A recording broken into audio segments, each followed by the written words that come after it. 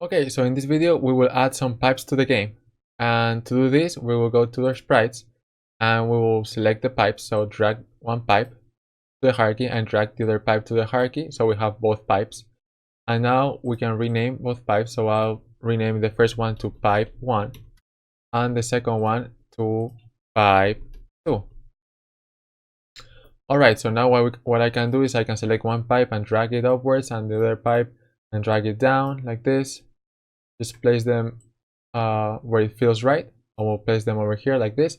And now what we need to do is that we need to create another object that will act as the parent of both pipes.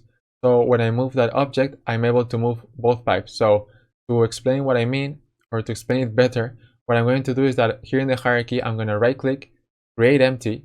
And when I create an empty object, you can see that it only has a transform component with a random position. So to reset the position, let's right click here in the transform and hit reset. And here let's change the name to column. So this is going to be our column object, and now we're going to place the column at the, you can select the column here and we can place it wherever you want to.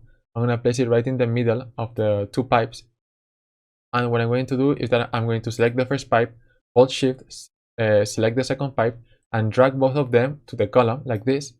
And now the column is the parent of the pipes and the pipes are the children of the column. So now if I select the column and I move the column, I move the pipes with the column, which is what we want to achieve. Okay, so now that we have the column, one thing that we could do is that we could try and move the column to the left. We already have a script to move GameObject to the left. We have our move left script. So let's select the column and let's attach the move left script to it. Let's add a speed of 2. And now we hit play. You will see that the column moves to the right, but it appears that the pipes are being rendered behind the background.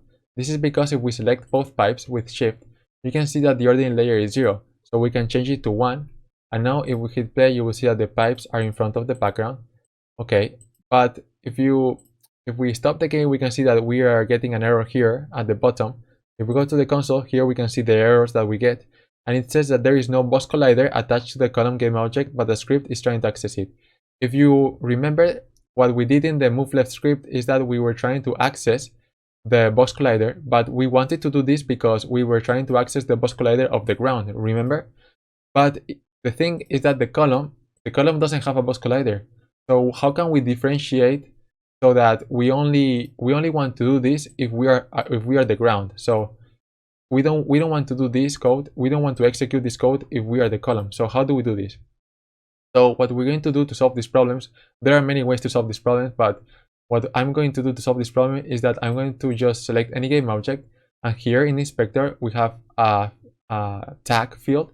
So click here, and here you can see that we have some tags already, but we're going to hit add tag, and then we're going to hit the plus icon, and we're going to type in a ground tag. So just type in the word ground and then save. And now we're going to type in the word pipe and then save. And we're also going to create another tag called column and then hit enter or save. And now we have three tags. We have created 3 different tags. So what I'm going to do is I'm going to select both grounds and I'm going to attach or set the ground tag to them like this. And then I'm going to select the column and set the column tag to it. Okay, so now let's go to the script again. And in the start method, we're going to do this code if the game object has the tag ground. So here we can just say if game object dot compare tag, open and close parentheses, and inside the parentheses we're going to say if this is the ground. So we're going to open and close quotation marks, and inside we're going to put the name of the tag. So this name has to be the exact same name as the tag that we created, okay? Because if you put this with a lowercase g, then it's not going to work, okay? So it has to be the same. So if the game object has the tag ground, then we want to do this code over here. So if we are the column, this is not going to run, so we won't get an error. And we only want to reposition the ground if we are the ground. So if GameObject.compare tag, we're going to do the same thing. Ground. So if we are the ground, then we want to reposition the ground. or we want to be checking if the position of x is less than minus ground length.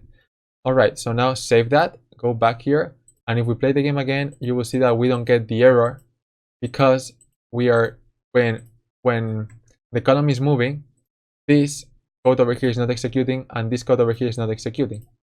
Okay, so that's going to be it for this video. I'll see you in the next video.